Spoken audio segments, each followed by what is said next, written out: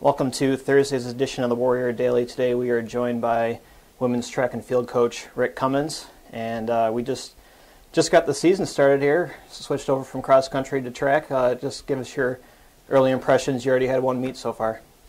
Good start. A whole new team from last year. A lot of new faces, including Makiba, our coach Bouton. We just hired a new throws coach, so we're excited about that. And Makiba's she's awesome. Just starting out, really like her a lot. And I think the kids are gonna, they only had a week or so to work together, so really didn't get a true indication of where she's going to take that group. She was just kind of observing and kind of figuring out what she has to work with, and get a month or so under our belt.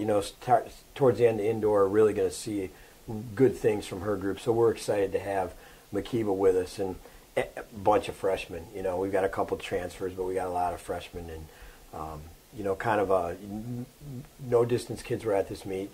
Still kind of giving them some time off to transition from cross country. So a lot of people on the bus that had never been to a college track meet, in uniform, and so I got the jitters out of the way, and I think we get the holidays done, and we're gonna see a lot of good things here in January and February. You had just your first year last year. The roster is much bigger this year for the women's team. Maybe just talk about having a much bigger team and what that adds to the program. Yeah, well, obviously we can compete in more events, and have a chance to score more points, and Kirby gets a lot more people to work with on a daily basis, so that's good for her.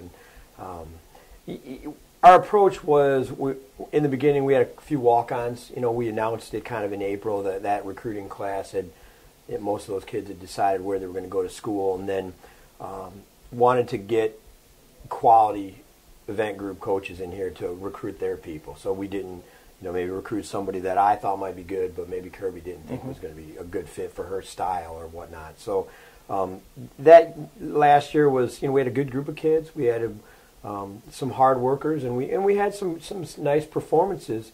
But this year we've got a recruited team, and we've got I'd say probably 17 to 20 just real solid track kids that are they want to be good. They have talent. They take care of business in the classroom, and we're just young. They're trying. They're this whole year is going to be a bunch of new experiences for them, and I think we had a lot of nerves at Findlay. Kids were just kind of, that first college meet in any sport. You build it up to be something that's.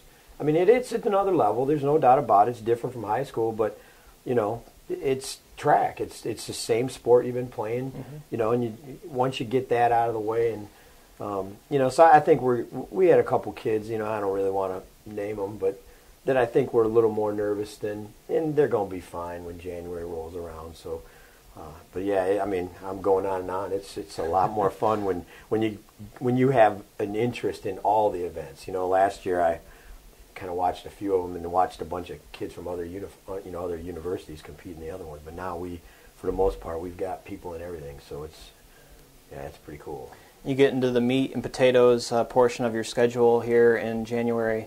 Maybe talk about what's coming up after the new year. Yeah, Findlay was the beginning, but now it's going to come fast. And we're at Kent State, we're at Indiana, we're going to go to Hillsdale, we'll be at Grand Valley, then we'll be back at Hillsdale for the conference championships, and the second semester is just a blink.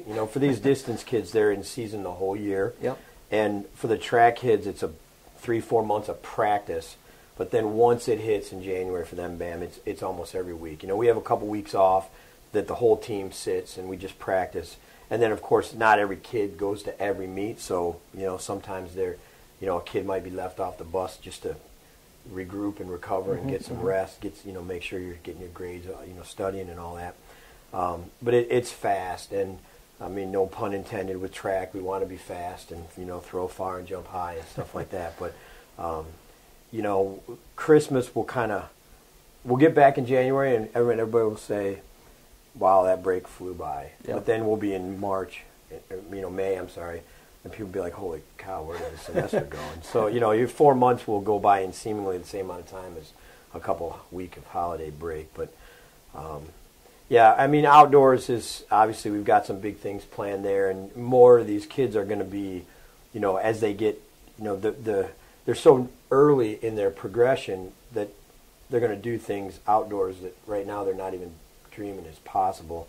And indoor will just kind of be a big, long training ground towards that. But, we had a few records that fell at Findlay. Some of our freshmen have already started making their mark on the program. We ran a couple of events that we had never run before. We're getting good leadership out of that group too as well, which I really like. And that part of it, as far as people and hard worker and how they interact with our coaching staff, we're probably no, there's no probablys about it. We're a year or two ahead of where even in a decent situation would be from an attitude and teamwork and kids that are in it for the right reasons, and that's pretty cool. So yeah, I mean, we could sit here and go down through every event and say, we want to run this time in this event, and some of that might be putting a little pressure on kids, but I mean, we literally would have to go. We're going to better every mark from last year. Right. Yep. I mean, that's last year we set a bunch. We expect to set a bunch more this year, school records, and get a little closer to those NCAA lists. And it's a lot of fun. I mean, I'm excited. I want to hang out with my kids for Christmas, but I want to get to January and see what's going to happen. Follow along WSUathletics.com for all the results from women's track and field.